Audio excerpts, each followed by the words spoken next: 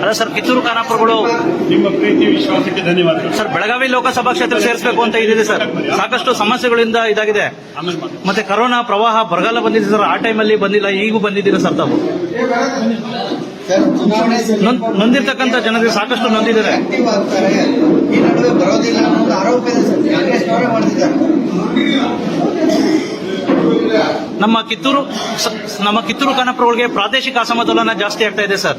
ತಾವು ಅನುಪಸ್ಥಿತಿ ಎದ್ಕಾಡ್ತಾ ಇದೆ ಸರ್. ಕೆಲವೊಂದ್ ಕಡೆ ನಮ್ಮ ಕಿತ್ತೂರು ಖಾನಾಪುರಗಳಿಗೆ ಸಾಕಷ್ಟು ತೊಂದರೆ ಆಗ್ತಾ ಇದೆ.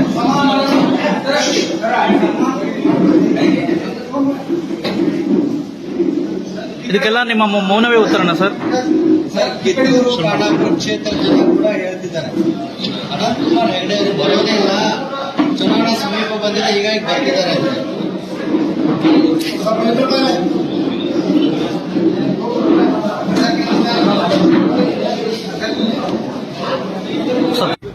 ಅನಂತಕುಮಾರ್ ಸರ್ ಸರ್ ಬರುವ ಲೋಕಸಭೆ ಚುನಾವಣೆ ಉತ್ತರ ಕನ್ನಡದಿಂದ ಅನಂತಕುಮಾರ್ ಹೆಗಡೆ ಅವರು ಸ್ಪರ್ಧೆ ಮಾಡ್ತಾರೆ.